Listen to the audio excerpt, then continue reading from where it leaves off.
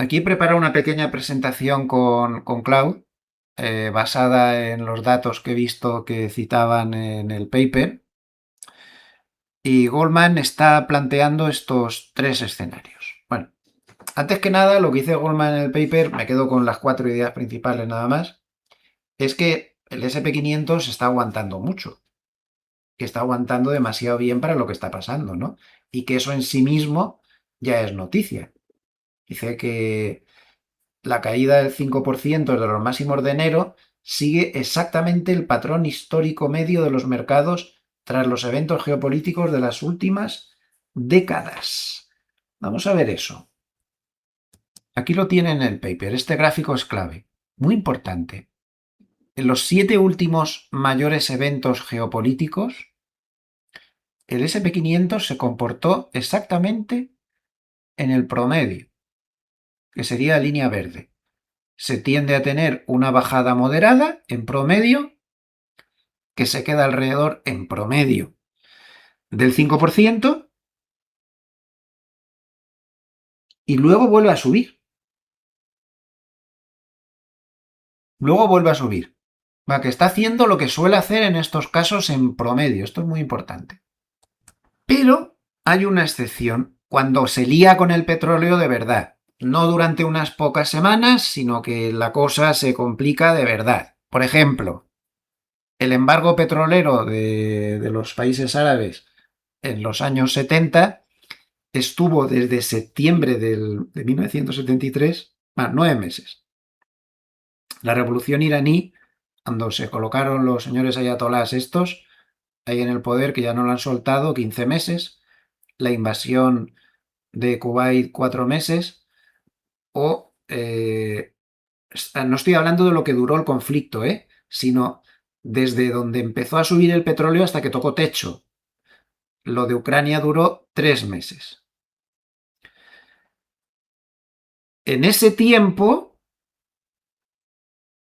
el SP500, como vemos, excepto en la revolución iraní, que estuvo subiendo en la subida del petróleo, en las otras 3 ocasiones llegó a bajar durante la subida del petróleo un 21, un 17 y un 8, y hasta que se terminó la tendencia bajista que se originó por este shock petrolero, en las 4 ocasiones bajó mucho. 44% en el embargo árabe, 17% en la revolución iraní, 20% en la invasión de Irak de Kuwait y 25% cuando la guerra de Ucrania.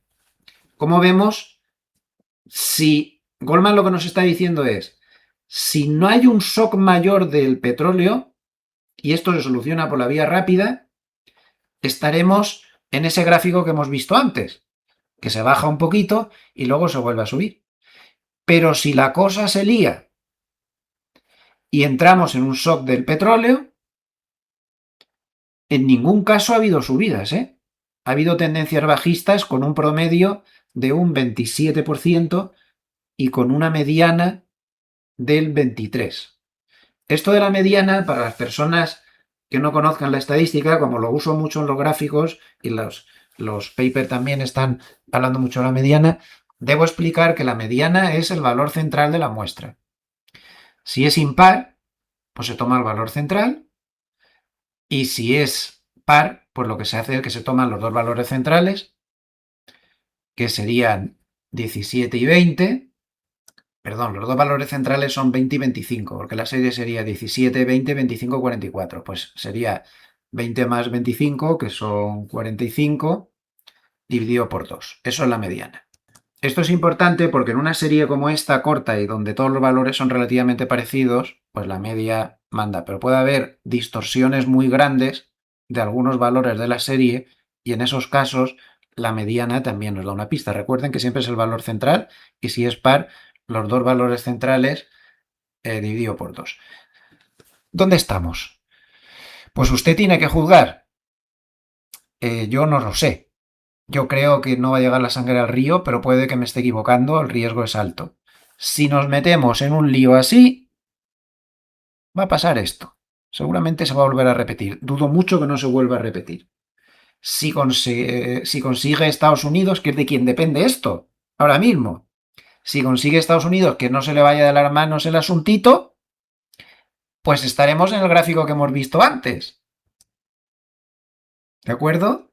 Por eso Goldman plantea estos tres escenarios que Cloud me ha reflejado aquí tan bonitos. Escenario base. El escenario base ahora mismo Goldman sigue pensando que el SP500 va a terminar en 7600. Sí, claro. Y aquí dice, conflicto de duración limitada, la inteligencia artificial sostiene los beneficios pese al freno económico. ¿Tiene la inteligencia artificial fuerza suficiente para esto que dice Goldman? Totalmente. Vale. Shock moderado. 6300. Recuerden que este es el escenario base. 6300.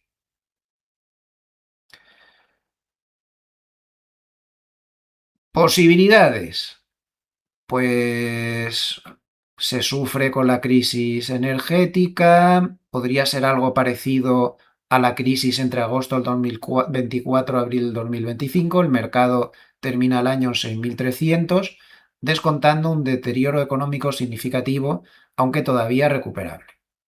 Shock severo. Pues ya han visto que si se lía el tema del petróleo de la manera que se lió en otras veces. Shock del 74, 88, 90, 2022. Poco probable,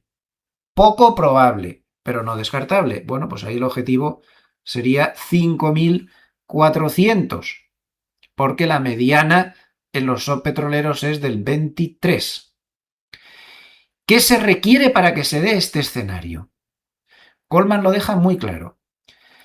Una disrupción petrolera de más de 60 días, estamos muy lejos de que esto suceda. Por favor, no dramaticemos antes de tiempo. La disrupción lleva 2 semanas. Se necesita una disrupción de 60 días. Y el crudo que se vaya a 145. Como bien dicen, es poco probable, pero claro, tampoco se puede descartar. Aquí Cloud me ha preparado otra transparencia y esto ya lo hemos visto en el propio paper, pero atención a esto de aquí. Factores desfavorables hoy contra la media histórica. En primer lugar, las valoraciones elevadas. El PER actual está en 21 en el SP500, cuando el PER previo de los shocks petroleros anteriores estaba en 16. El crudo ya ha subido un 68% y el mercado no ha hecho la digestión, ha subido mucho. Tercer problema con las otras crisis es que la Reserva Federal no puede bajar los tipos rápidamente con inflación energética. No puede. Pero sí puede hacer una QE. Eso sí puede y la hará. Que no les quepa ni la menor duda de cómo se siga liando, lo va a hacer y volverá a los manguerazos de liquidez, aun con la inflación tensa. Y de momento, pues solo se lleva un 4% de caída contra el 23% de la media. Y por último, Claude me ha hecho aquí una transparencia con algunos comentarios que pone el paper sobre recomendaciones que hacen ellos en función de estas cosas. Entonces, bueno, lo que interesa es ver que favorecen el sector de energía solar, que favorecen el sector de ciberseguridad contra software normal, porque dicen que el conflicto está generando ciberataques y que esto está reforzando la demanda. También recomienda sobreponderar en sanidad, ya que es el sector más consistente históricamente en periodos estanflacionarios desde el 60. Este dato es muy importante. Y además es evidente que no tiene exposición directa al petróleo. Y lógicamente también materiales básicos. Con una situación así, pues imagínense. ¿Qué sectores pueden ser los más peligrosos en esta situación? Consumo de rentas medias, ya que el consumidor de renta media es el más expuesto al impacto del petróleo en su bolsillo. Construcción no residencial, los tipos más altos le penalizan mucho. El software amplio, que no lo ven claro, ya saben, la disrupción tecnológica y de la IA y demás. Y también las empresas con balance débil, con mucha deuda, en situaciones así, sufren más. Por lo tanto, ellos creen que es más seguro estar largo en empresas con balances fuertes y corto en empresas con balances débiles. Y en general también prefieren gran capitalización sobre pequeña capitalización. Un paper muy interesante que nos sitúa muy bien. Es mucho más largo, pero solo quería destacarles estos puntos. Escenario base, por lo tanto, 7.600. Shock moderado, que se vaya medio liando la cosa, a 6.300. Shock severo puede llegar a 5.400. Aunque luego a lo largo del año entiendo que se puede recuperar.